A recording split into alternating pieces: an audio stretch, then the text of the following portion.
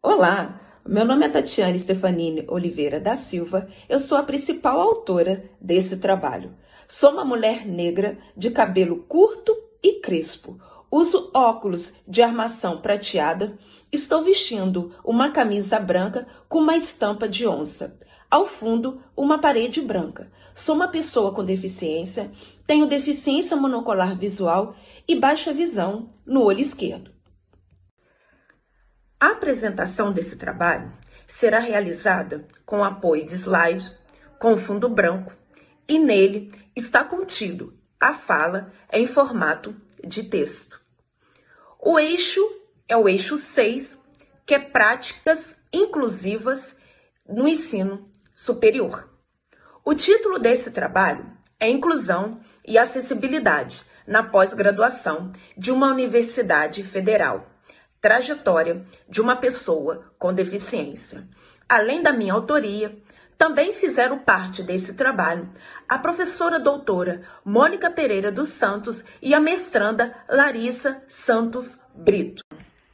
Esse trabalho apresenta um relato de experiência vivenciada como uma pessoa com deficiência visual em um curso de pós-graduação em uma universidade federal. O objetivo é refletir sobre os desafios enfrentados no cotidiano acadêmico, evidenciando as barreiras estruturais, pedagógicas e atitudinais que ainda dificultam a plena inclusão no ensino superior. Metodologia, nós utilizamos a abordagem qualitativa, que ela permite a gente partir de diferentes interpretações. Minayo 2001. E relato de experiência. É um texto onde o autor narra vivências reais e reflete sobre elas. Cavalcante 2013. Como fundamentação teórica, utilizamos a perspectiva homilética, que tem como objetivo compreender os fenômenos sociais e as relações de inclusão e exclusão a partir das dimensões de culturas, políticas e práticas que se entrelaçam de modo dialético. Utilizamos também Mendes, que fundamenta que a inclusão vai além da presença física, exige transformações institucionais profundas que repensem práticas, estruturas e atitudes, como também a LBI, que envolve não só o acesso físico, mas também pedagógico, comunicacional e atitudinal, assegurando a participação plena da pessoa com deficiência em todos os espaços educacionais. Nesse slide, estarei explicando as barreiras vivenciadas com pessoa com deficiência visual e baixa visão. A barreira número 1 é a barreira estruturais, que fala um pouco sobre a falta de sinalização tátil e visual dentro da universidade. Também as escadas sem marcação de contraste e a falta de iluminação adequada. É um fator que prejudica muito a pessoa com deficiência dentro da universidade. Também as barreiras pedagógicas que eu encontro são os materiais acadêmicos, artigos, textos, slides não disponíveis em formato compatível para leitores de tela. E os slides mal formatados, como baixo contraste, excesso de imagem e também a falta de descrição oral de conteúdos visuais. Outras barreiras também é a barreira atitudinais, que seria a minimização de deficiência visual, a falta de preparo ou empatia dos professores e a invisibilização das necessidades do aluno. Essas são uma das barreiras vivenciadas por mim dentro de uma universidade. E a prática para mudar esse cenário? É necessário a formação continuada de professores sobre acessibilidade e deficiência visual, adaptação de materiais didáticos com letras ampliadas, contrastes adequados e formatos digitais compatíveis com leitores de tela, como também ambientes físicos acessíveis, com boa iluminação, sinalização em alto contraste e degraus marcados, como também um incentivo ao uso de tecnologias assistivas dentro de uma pós-graduação. Conclusão: a inclusão de pessoa com deficiência monocular visual e baixa visão na pós-graduação vai além da acessibilidade. Persistem barreiras estruturais, pedagógicas e atitudinais que limitam a participação plena e o desenvolvimento. É essencial que a universidade invista em formação docente, adaptações eficazes e na construção de uma cultura verdadeiramente acolhedora. A verdadeira inclusão não se mede pela presença, mas pela participação com dignidade e respeito.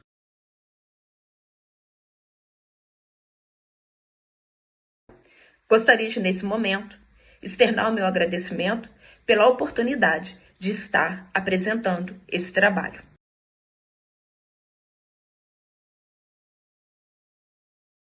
Olá! Nossa pesquisa intitulada como Encaminhamentos Educacionais Inclusivos para Estudantes com Necessidades Educacionais Especiais no Ensino Superior no recorte dos anos de 2020 a 2025 foi realizada por mim, Fernanda Orvat Medeiros, acadêmica do curso de Pedagogia na Unipar. Sou uma mulher branca de cabelos longos, lisos e loiros e estou usando uma camisa preta. E por mim, acadêmica Maria Clara de Oliveira. Sou uma mulher branca, do cabelo comprido, castanho, e estou usando uma camiseta preta. E foi orientado por mim, professora Elisângela Reis, do curso de Pedagogia. Sou uma mulher branca, de cabelos loiros tingidos, estou utilizando um casaco de inverno na cor mostarda. A nossa pesquisa tem como objetivo relatar os encaminhamentos educacionais inclusivos propostos para alunos com necessidades educacionais especiais para o ingresso no ensino superior. Norteadas pela metodologia de análise de conteúdo de Bardan, a pesquisa qualitativa com abordagem descritiva foi fundamentada a partir da análise documental do regulamento PIANE de uma universidade situada no noroeste do Paraná. Os resultados da pesquisa foram compilados em um gráfico, que mostra o número de matrículas realizadas por estudantes da educação especial no ensino superior, no período de 2020 a 2025. O gráfico revela que os estudantes da educação especial estão cada vez mais presentes nos cursos do ensino superior, principalmente nas áreas da saúde, humanas e de direito. Isso mostra um avanço nas políticas públicas, que em sua grande maioria é na educação básica, mas mostra um avanço e um processo de inclusão ocorrendo nas nossas universidades, mesmo de forma lenta e tímida, e nos leva a refletir em estratégias que possam aumentar o número de acesso, bem como a permanência e conclusão desses alunos no ensino superior, e estratégias também que possam promover a inclusão dentro de sala de aula. Sem a intenção de ser conclusivo, o nosso trabalho aparece mais como um aspecto reflexivo e problematizado aí para que a gente possa discutir as políticas públicas para o ensino superior. E no recorte e no cenário que nós utilizamos para pesquisa, nós identificamos que ao longo da história e da memória da educação especial, sobretudo na perspectiva da educação inclusiva, todas as políticas estão muito voltadas para a eliminação de barreiras arquitetônicas, a barreiras comunicacionais, porém, é muito importante que no ensino superior nós possamos ampliar esses contextos e pensar também na eliminação de barreiras metodológicas e atitudinais que vão demonstrar aí um compromisso ético com a inclusão como um todo, a inclusão educacional em todos os níveis, etapas e modalidades de ensino. Por isso, a nossa pesquisa permitiu identificar que, dentre as diversas potencialidades e encaminhamentos dos recursos utilizados no ensino superior, nós temos a presença das avaliações ampliadas, a presença de intérprete de Libras para os estudantes surdos, o apoio de ledores para aqueles estudantes que precisam desse suporte, o apoio profissional em sala de aula, mas também a campo, nos estágios supervisionados, nas atividades extracurriculares, fazendo a utilização de metodologias que utilizem as tecnologias assistivas para garantir essa acessibilidade mais coerente e, principalmente, a adaptação nos materiais utilizados no dia a dia das salas de aula. Nesse contexto, nosso trabalho finaliza, então, as suas discussões preliminares, demonstrando que o que faz a diferença dentre os encaminhamentos metodológicos é a figura do professor, a figura docente que propõe essas metodologias de ensino e faz a mediação de todo esse processo, é o que permite, de fato, que a inclusão no ensino superior ocorra de forma engajada, respeitando a singularidade e as diferenças de cada cidadão. Portanto, nesses inícios de discussões que nós temos, a nossa finalização prevê, então, que, para além da acessibilidade física, nós precisamos focar em acessibilidade curricular, garantindo que todos tenham o acesso à educação e, assim, seja cumprido de fato os seus direitos previstos enquanto cidadão.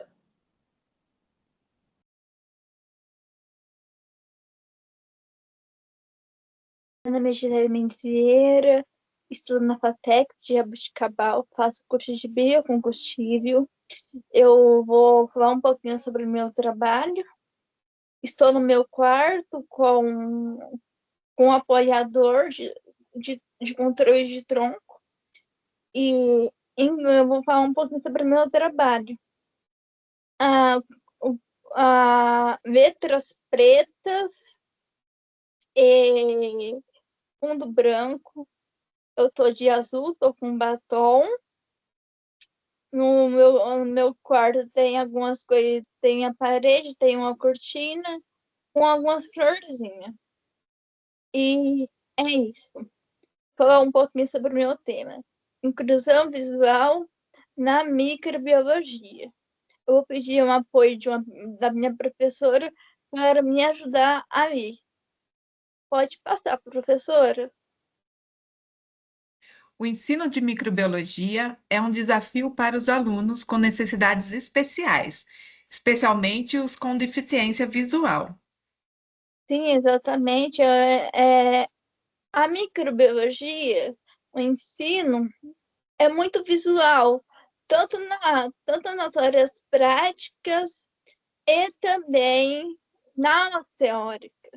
Então, para a gente que tem uma dificuldade, uma visão mais limitada, ou tem uma deficiência visual total, é extremamente muito desafiador.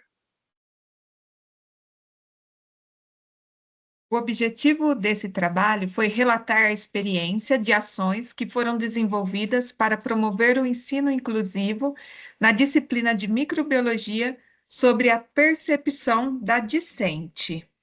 A metodologia foi um relato do caso e também, ao final, foi feita uma entrevista semi-estruturada a fim de verificar a percepção da discente quanto ao processo de inclusão realizado. Diversos autores têm abordado adaptações para a inclusão acadêmica e científica dos deficientes visuais.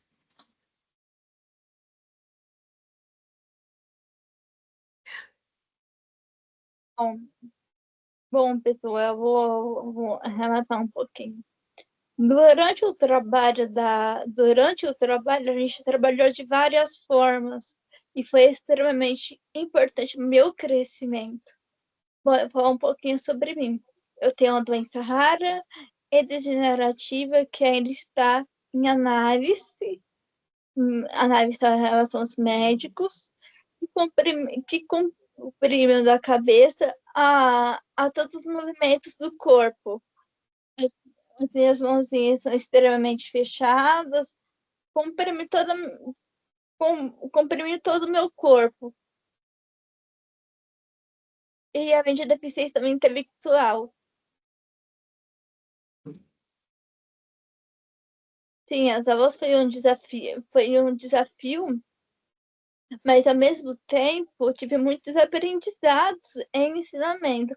Apesar dos desafios que eu tive, apesar da minha saúde comprometida, eu acabei desenvolvendo métodos junto com a professora e com os professores.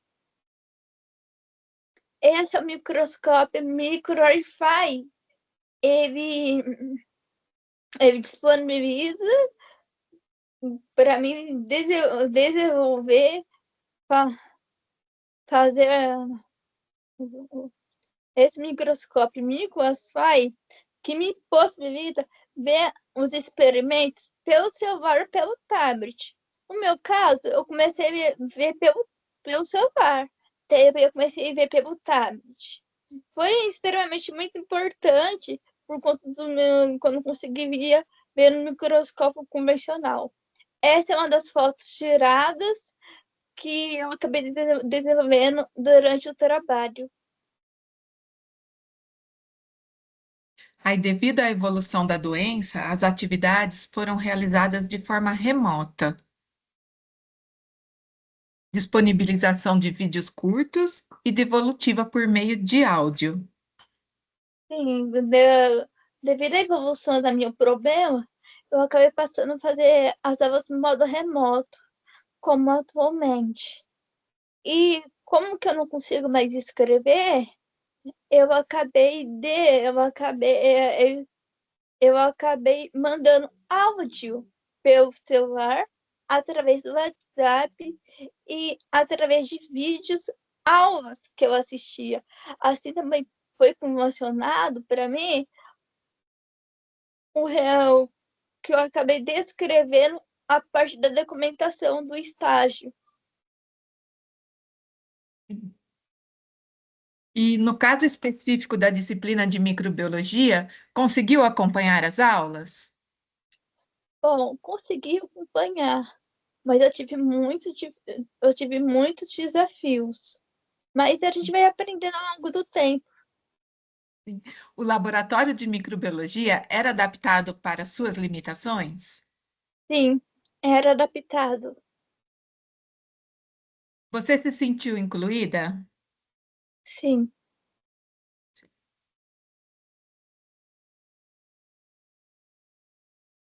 E aí, deixe uma mensagem final. Conhecimento nunca é demais. Apesar dos desafios, sempre vale a pena sorrir apesar das dificuldades. E você tendo uma dificuldade, uma deficiência como eu, um problema degenerativo, nunca desista dos seus sonhos e persista. Persistência sempre. Obrigada.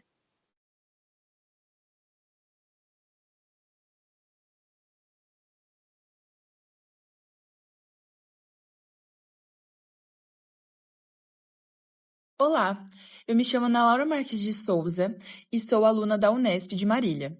Sou uma mulher branca, tenho olhos castanhos, uso óculos e estou com meu cabelo loiro escuro preso em um coque. Estou usando brincos, um colar e anéis, além de uma blusa preta e um cardigan preto com flores brancas.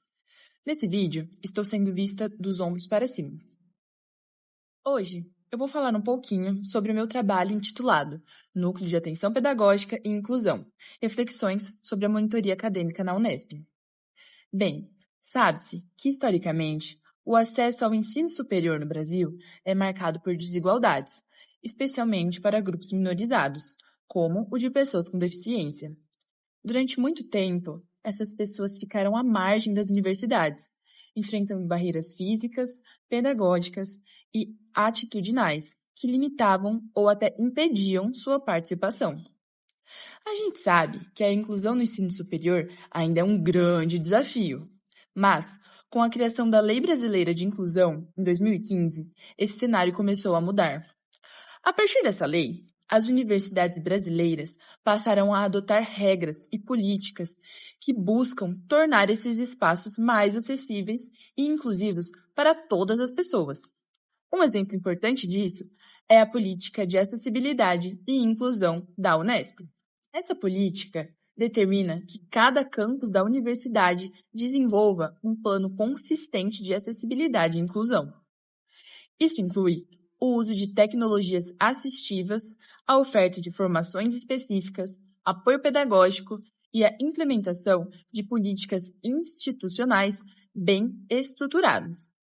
Tudo com o objetivo de garantir a participação plena e efetiva dos estudantes com necessidades educacionais específicas no ambiente acadêmico. Nesse contexto, surgem programas institucionais voltados a esses estudantes, dentre eles o Núcleo de Atenção Pedagógica e Inclusão, NAP. O NAP é um programa desenvolvido aqui na Unesp de Marília, com o objetivo de minimizar os obstáculos enfrentados por estudantes com necessidades educacionais específicas no ensino superior. Ele atua oferecendo suporte pedagógico com a monitoria acadêmica, para garantir que esses alunos tenham condições mais equitativas de participação e aprendizagem ao longo da graduação. O programa conta com o apoio da Vice-Direção e da Comissão Local de Acessibilidade, a CLAI. E como o NAP funciona na prática? Bem, ele funciona através de um trabalho colaborativo e de suporte individualizado, o qual é organizado por setores e equipes especializadas. Os representantes do NAP se dividem para acompanhar de perto o trabalho dos monitores, garantindo que o apoio oferecido seja efetivo e bem direcionado. Já os monitores se organizam para atender os estudantes que fazem parte do programa, conforme as demandas de cada um. Em geral, cada monitor acompanha um estudante. No entanto, em alguns casos, pode ser necessário que mais de um monitor atue com o mesmo aluno, ou que um único monitor acompanhe mais de um estudante. Tudo isso vai depender do tipo e da intensidade do apoio pedagógico que cada aluno precisa.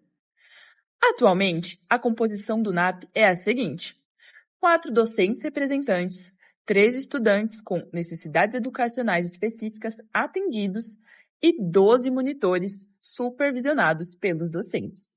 Dentre as atividades dos monitores estão avaliação das necessidades educacionais, orientação didático-pedagógica individual, apoio à superação de barreiras, sejam elas arquitetônicas, metodológicas ou outras, produção de materiais acessíveis, desenvolvimento de tecnologias assistivas e monitorias para alinhar as demandas.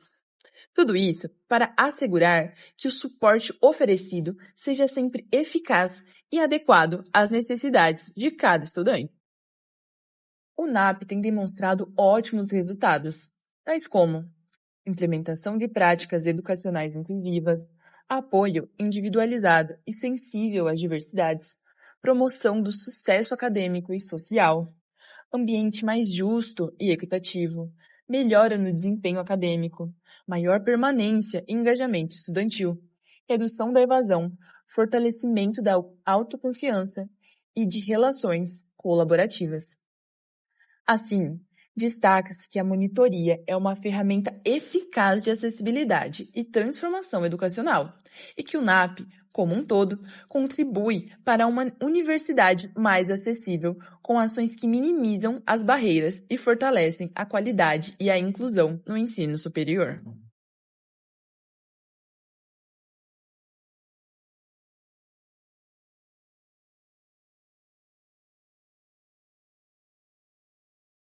Boa tarde.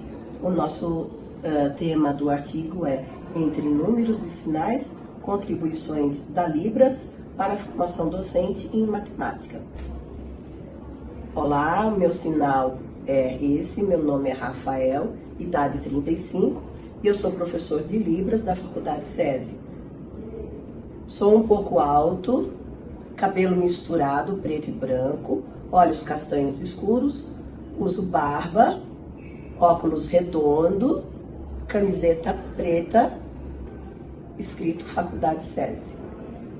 Olá, o meu nome é Célia, a minha idade 63 anos, eu sou professora de matemática da Faculdade SESI de Educação. Eu sou baixinha, cabelo pintado vermelho, olhos pretos, eu uso óculos, e estou usando uma camiseta preta com o símbolo da Faculdade SESI. Eu e Rafael, nós trabalhamos juntos no curso de licenciatura em matemática da Faculdade SESI, na unidade curricular Libras em Docência Compartilhada Bilíngue. A formação docente. Nós acreditamos que a formação docente deve ultrapassar os limites de conteúdos e ir além da sala de aula. Também, Libras na licenciatura, além de ser uma exigência de lei, nós entendemos que ensinar é um compromisso ético, social e com diálogo. Por isso, escrevemos o artigo, para representar para vocês a nossa experiência de docência compartilhada bilíngue, no ensino de Libras dentro do curso de matemática.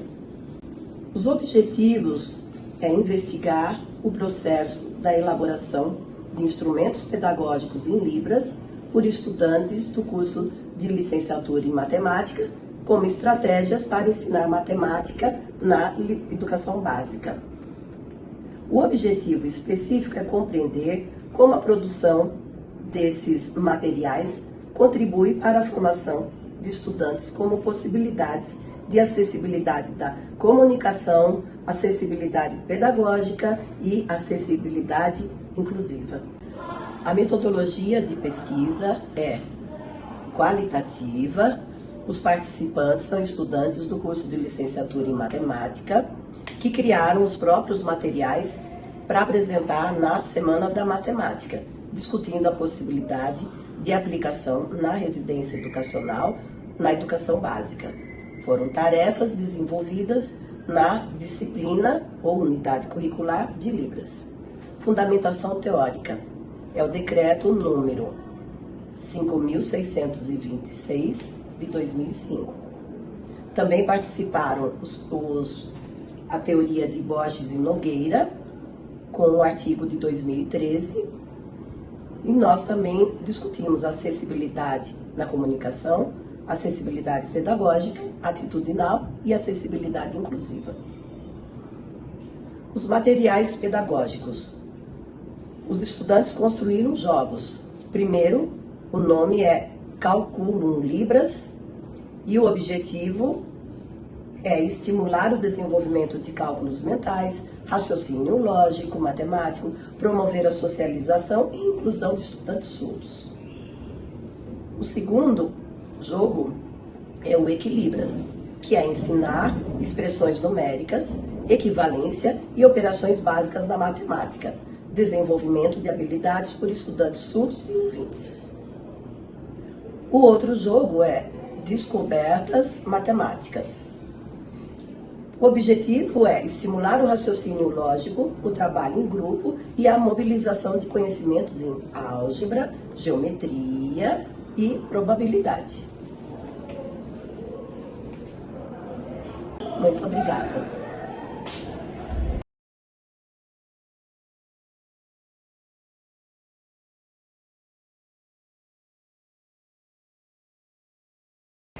Olá, eu sou a Késia Martins, sou a autora principal deste trabalho e eu vou apresentá-lo em vídeo.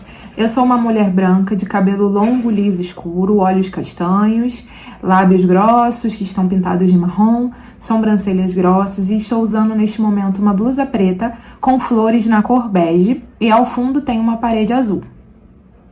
O título do nosso trabalho é a inclusão de pessoas com deficiência intelectual no ensino superior. Além da minha autoria, também fizeram parte da elaboração deste trabalho a professora doutora Mônica Pereira dos Santos, professora da Universidade Federal do Rio de Janeiro, e a Larissa Santos Brito, que, assim como eu, é mestranda em Educação na UFRJ. Este trabalho é um recorte da minha pesquisa monográfica para a conclusão do curso de Pedagogia também na UFRJ. O objetivo desse trabalho era compreender como funcionava o processo de inclusão de pessoas com deficiência intelectual no curso de Pedagogia da UFRJ. Como participante dessa pesquisa, nós tivemos 2 estudantes com deficiência intelectual e 3 docentes que faziam parte da Comissão Permanente de Acessibilidade e Inclusão da Faculdade de Educação da UFRJ. Adotamos, em primeiro lugar, uma abordagem qualitativa de pesquisa. Além disso, escolhemos como tipologia estudo de caso, pois nós estudamos um contexto específico e um fenômeno específico. Além disso, em relação ao instrumento de construção de dados, nós escolhemos entrevistas semi-estruturadas e, para análise dos nossos dados, nós escolhemos a perspectiva homilética desenvolvida por Santos. Em relação à fundamentação teórica deste trabalho, nós adotamos como primeiro referencial teórico a perspectiva homilética desenvolvida por Santos, que tem o objetivo de compreender os fenômenos sociais e as relações de inclusão e de exclusão a partir de 5 dimensões, que são elas: culturas, políticas e práticas, onde culturas se referem aos valores, políticas se referem tanto a políticas públicas como também aos arranjos institucionais e nas relações entre os indivíduos, e as práticas aquilo que de fato é feito na realidade. Além disso, essas 3 dimensões elas se entrelaçam de modo dialético e complexo, o que se refere à busca pela totalidade sem negar as complexidades que envolvem esses fenômenos sociais. Como segundo referencial teórico, nós temos a deficiência intelectual segundo a Associação Americana de Deficiência Intelectual e do Desenvolvimento, que é hoje a principal definição que nós temos sobre deficiência intelectual. E o que essa associação diz é que a deficiência intelectual ela se manifesta antes dos 18 anos de idade e ela é caracterizada pela limitação no funcionamento intelectual e no comportamento adaptativo. Além disso, essa associação tem uma ideia de diagnóstico de uma concepção multidimensional. Então, além dos comportamentos e das limitações cognitivas do indivíduo, também se analisa o seu contexto social, a sua participação social, entre outros aspectos. E a partir dessa concepção, existe a ideia de que a deficiência intelectual não é uma condição estática e permanente, e sim que ela pode sofrer alterações a depender dos apoios que recebe e do suporte que esse indivíduo tem. Discussões que foram levantadas a partir dos dados, nós temos em primeiro plano os resultados a partir das entrevistas com os estudantes com deficiência intelectual. E o que nós levantamos nessas entrevistas e nesses dados é que para essas estudantes as questões fundamentais para garantir a sua permanência na universidade foram o auxílio que receberam dos professores e dos estudantes, assim como a presença de atividades e avaliações que foram adaptadas de acordo com as suas necessidades e o acompanhamento de perto dos orientadores de aprendizagem, que na UFRJ são os estudantes que recebem uma bolsa para acompanhar outros alunos que têm algum tipo de deficiência. Entrevista realizada com os docentes participantes, que são membros da Comissão de Acessibilidade e de Inclusão, as principais práticas que foram apresentadas por esses professores para garantir a inclusão desses estudantes com DI no ensino superior foram, em primeiro lugar, a realização de atividades formativas, tanto com os professores desses estudantes como com os orientadores de aprendizagem desses estudantes, mas eles revelaram que houve uma dificuldade muito grande pelo baixo número de participantes dentro da própria comissão, o que aumentava a carga de trabalho. Além disso, também apareceu como um dificultador na sua prática o fato de que poucos professores participavam justamente dessas reuniões que eram formativas, de orientação. Além disso, os professores participantes da comissão também revelaram uma dificuldade em se comunicar com a diretoria de acessibilidade da UFRJ, que é a instância principal em produzir acessibilidade para toda a universidade. O que ficou claro para nós durante o nosso processo de pesquisa é que para uma inclusão efetiva de estudantes com deficiência intelectual no ensino superior, é necessário, em primeiro lugar, compreender as especificidades de cada um desses estudantes, construir estratégias individualizadas à necessidade de cada um, partindo da ideia de que cada ser humano é único e tem necessidades e especificidades próprias. Além disso, é fundamental promover o desenvolvimento da autonomia desse estudante e, sempre que possível, realizar adaptações razoáveis ao currículo e ao material didático para esses estudantes. Além disso, é importante promover a mediação pedagógica. Para as conclusões da nossa pesquisa, ficou evidente que a Universidade Federal do Rio de Janeiro ainda apresenta a ausência de uma cultura de inclusão dentro da universidade. Além disso, a DIRAC, embora seja a principal política institucional de acessibilidade da universidade, ainda apresenta limitações em oferecer as condições que de fato garantem a inclusão dos estudantes, principalmente dos estudantes com deficiência intelectual, que têm especificidades próprias. A CEPAI, a Comissão de Acessibilidade, ela foi essencial, mas ela enfrentou diversos desafios que já foram mencionados aqui. E os estudantes, as estudantes, né, participantes dessa pesquisa, elas possuem especificidades próprias que vão além do seu diagnóstico, que por si só representam uma complexidade, já que as suas realidades sociais distintas vão impactar também o desenvolvimento e o rendimento de cada uma delas de modo diferenciado. Indo para as considerações finais, ficou claro que a deficiência intelectual ela demanda de práticas específicas para a sua inclusão efetiva dentro do ensino superior e que os desafios apresentados neste trabalho revelam que o UFRJ está no processo de construção de uma cultura de inclusão, mas que o curso de pedagogia e por meio da CEPAI tem promovido ações de inclusão que nós acreditamos que possam ser uma inspiração para outras universidades. Por fim, gostaria de agradecer a todos, agradecer a GPEP e agradecer também a CAPES que tornou possível a realização deste trabalho. Deixo aqui também o contato do nosso laboratório, o LAPEAD UFRJ.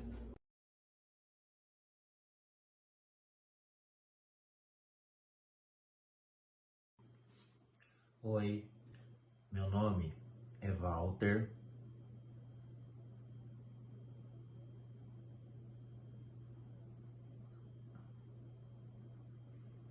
Eu tenho 33 anos, sou aluno de mestrado da Universidade Estadual Paulista, Unesp, e nesse relato de pesquisa eu venho trazer um pouquinho sobre a avaliação da qualidade da educação superior, especialmente os aspectos da inclusão, da área da inclusão, né? Eu estou vestindo uma camiseta polo de cor cinza e o meu sinal é esse aqui. Bom, nesse relato de pesquisa que eu tenho feito na universidade é analisar os indicadores da qualidade da educação superior, né, na Universidade Estadual Paulista. Então, qual foi a análise? A análise inicial desse relato de pesquisa, né, ela se compõe na avaliação, né, principalmente uma pesquisa documental, né, uma pesquisa bibliográfica, quanto à avaliação da universidade, né? E os aspectos que levam muito em consideração os aspectos da educação inclusiva, se eles estão presentes nessa avaliação da universidade ou, no caso, se ainda essa universidade, né, a Universidade Estadual Paulista, ela não considera esses aspectos. Então, isso foi avaliado na pesquisa, que é, né, um projeto de dissertação, né, para o mestrado. Bom, a avaliação inicial foi de maneira bibliográfica, né, uma pesquisa documental também, referente às obras, né, e o que eu tenho notado nessa pesquisa, né, que ela está em andamento, é a ausência, né, de estudos mais aprofundados sobre a qualidade da educação superior, especialmente nos indicadores da educação inclusiva, né. Muitas avaliações, né, da educação superior, elas abordam o desempenho acadêmico, abordam outros aspectos, né, e bem poucos aspectos quanto à questão da educação inclusiva, né. E quando focam nesses aspectos, em relação a questões arquitetônicas do prédio, né? Não quanto à condição de ingresso dos estudantes, né, na educação superior, a questão de continuidade, os serviços prestados, né? E também questões muito importantes para a educação inclusiva, né? Então, esses aspectos, pelo menos na pesquisa inicial, eles não têm saltado aos olhos. O que tem saltado mais são os indicadores de desempenho acadêmico, o desempenho do curso, né? Então, foi feita uma pesquisa, né, para analisar esses indicadores. E nesse levantamento, né, abordando aqui, né, a coleta de dados, né, o que tem levado em consideração é a avaliação, especialmente agora a avaliação de 2020 a 2024, né? Consideram-se muito o aspecto dos 5 anos da universidade, né? Essa pesquisa, ela tem a ver com a questão da qualidade institucional, né? Não só ao desempenho acadêmico, né? E aí os indicadores que eu tive acesso, né? São os indicadores, né? Que eles estão sendo analisados, né, estão em andamento, né, e provavelmente após o início do ano, né, do ano de 2026, isso vai ser compilado, né, nos dados da universidade, né? E em algumas situações a universidade ela tem evoluído muito, né? Tem alguns questionários sobre acessibilidade, né?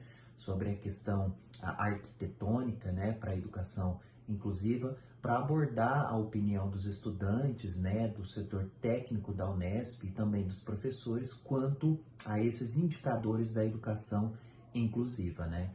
Então é interessante que isso já vem sendo abordado, né? A Unesp agora ela criou, né, a pró-reitoria, né, de ações afirmativas, né? Isso a gente já tinha ali a CAD, a CEPAI, só que está evoluindo, né, se tornando inclusive aí no ano de 2025, né, uma pró-reitoria para cuidar desses assuntos. E nessa avaliação que ela está em andamento, né, ela já está abordando alguns indicadores, né, da avaliação da qualidade sobre o aspecto da educação inclusiva, né?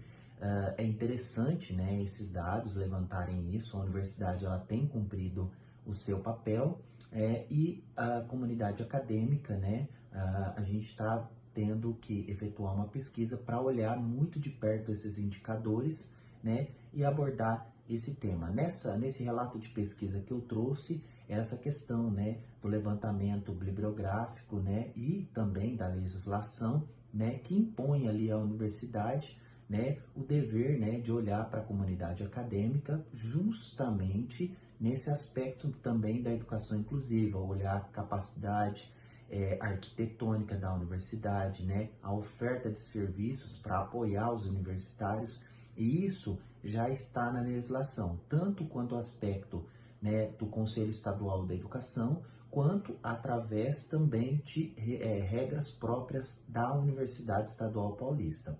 Então isso é importante, ela já criou, né, essas regras, e com o passar do tempo, né, a universidade ela tem abordado essas características também na sua avaliação, cumprindo o seu papel. Então a pesquisa está atingindo sua finalidade e está cumprindo o seu papel para fazer esse levantamento global, né, dos indicadores da educação inclusiva.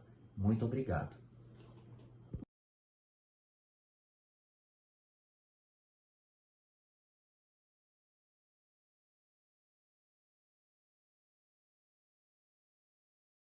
Olá, meu nome é Rosângela Lopes Borges, eu sou doutoranda do Programa de Pós-Graduação em Educação da Universidade Federal da Grande Dourado, sou uma mulher branca de cabelo liso, estou usando um óculos num tom claro, no formato retangular, com uma blusa preta e um colar laranjado. Ao meu fundo, uma parede branca.